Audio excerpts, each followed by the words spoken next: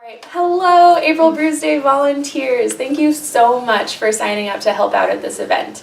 My name is Sadie Holwigner. I am the Assistant Director at Max Higbee Center, and I am also the Volunteer Coordinator for April Bruise Day.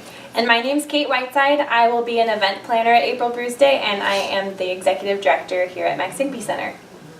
For those of you that don't know, April Bruise Day is a Pacific Northwest beer festival. This year we have 70 breweries, which means over 140 beers. We're expecting 4,500 attendees, and this event needs 350 volunteers to make happen. We have 1 hour to set up this event from 4:30 to 5:30. So thanks for coming out. We really need all of you to show up to make this event possible. And this event, it benefits Max Higbee Center, and we provide community-based recreation programs for teens and adults with developmental disabilities. And our programs allow people to build friendships, to recreate, to build healthy lifestyles, and to have fun. And April Bruise Day raises over 50% of our annual revenue. So we would not have Max Higbee Center without April Bruise Day. It's a big deal. So thank you for helping out. And I'm actually going to give a code phrase right now that will be part of your test later. Inclusion matters, because it does.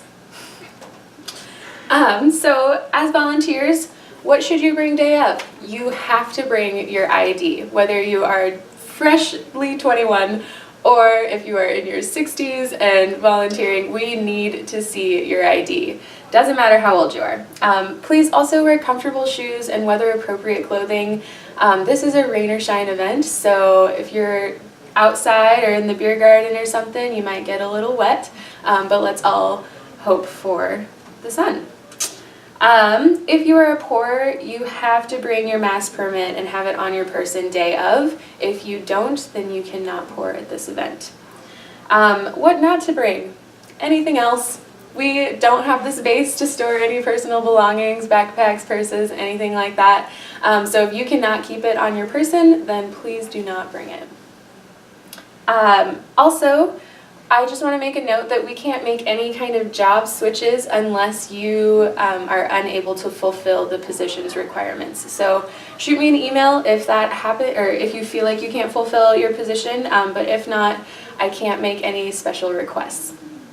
So to go over a few of our volunteer expectations, we know that you all are lovely people and are going to do wonderful jobs, but just so you know what we expect of you. The first one is a big one. Don't get really drunk and wasted at this event. You have to be able to volunteer, and so if you're drunk and cannot do your job, we will ask you to leave. And we also won't ask you to come back next year. So please drink responsibly, have some fun. There's lots of beer, like Sadie just said, so enjoy some beer, but try not to have like 20 or more beers so that you can fulfill your jobs. Also, as a volunteer, you should be empowered as an authority figure. So you are an authority figure of this event, which means please keep an eye out for potential issues like excessive drinking among the crowd, people trying to sneak in, people breaking their glasses, using fake IDs, any of those issues. Please ask those people to stop it or ask them to leave the event. You do have that authority to do that. Also ask for help. If there's any issues like the things that I just listed, you can talk to a volunteer captain who you'll be checking in with at volunteer headquarters. You can talk to your beer garden zone leaders. These zone leaders will have special sashes and will be roving around the beer garden zone that you'll be working in, so ask them for help if you need to.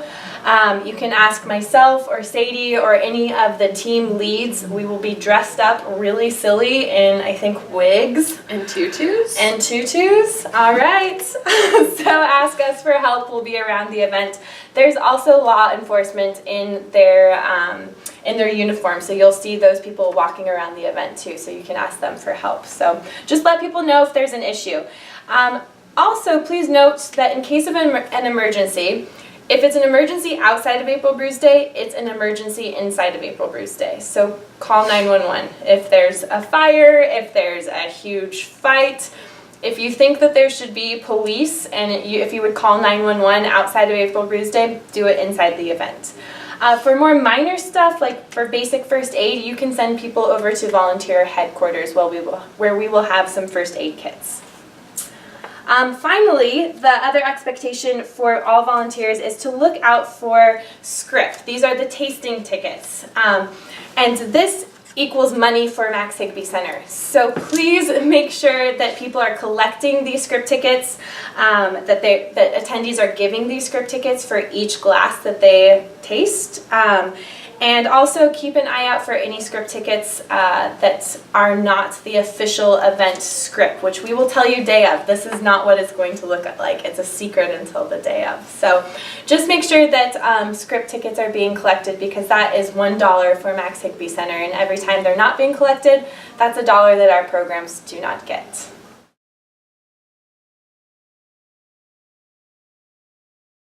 All right, first shift volunteers. You will all be checking in at the Goat in front of Depot Market Square at 4 p.m.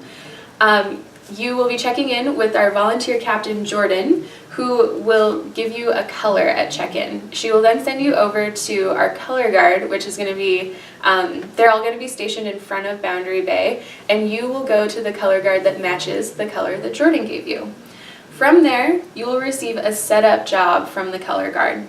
After you finish your setup job, check back in at volunteer headquarters, which will be inside of Depot Market Square, and you'll receive your event job, the supplies, description, all that good stuff.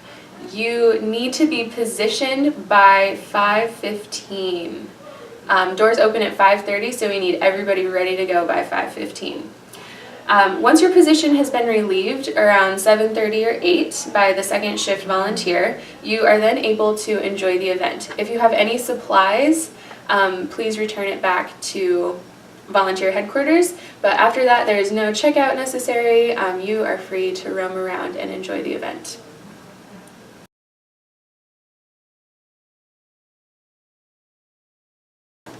As a Scrip Seller volunteer, there will be multiple tables where attendees can buy tasting tickets, also known as Scrip, at the event. At all of these locations, except at the merch table, there will be Max Higby Center information. There will also be a Max Higby Center staff that you will be stationed with at each of these tables. Volunteers will assist in selling these tasting tickets and providing Max Higby Center information to attendees.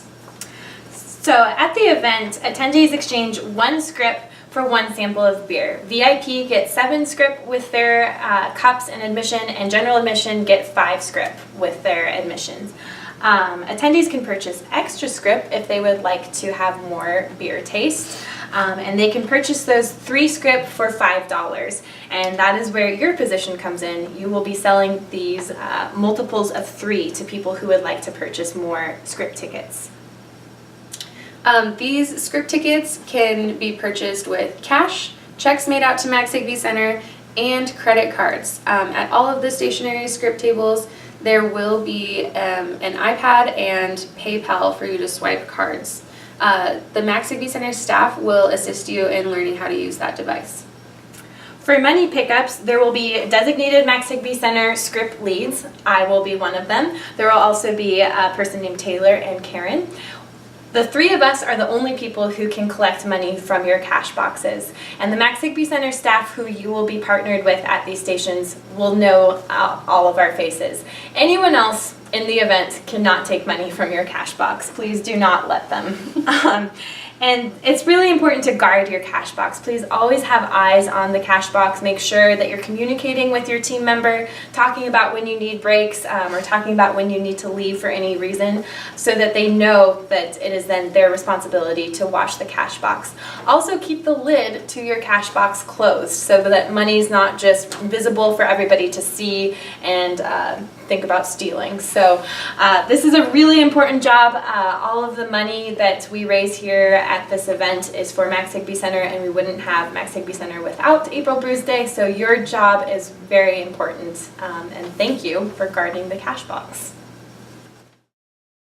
Also, the second code phrase for this video that you will need to remember for the quiz is "Let it rain beer." Volunteers, if you need to cancel before the event, please let me know. You can shoot me an email, give me a call, and that is not a problem. We can find somebody to replace you. But if you don't let me know, that makes things so much harder for us day of, and we are scrambling to fill your position. So it is so important to give me as much notice as possible. And thank you so much for volunteering. Like I said, we need volunteers to put this event on, and we really appreciate the time that you give to Max Higbee Center. We really wouldn't have April Brews Day or Max Higbee Center without you, so thank you.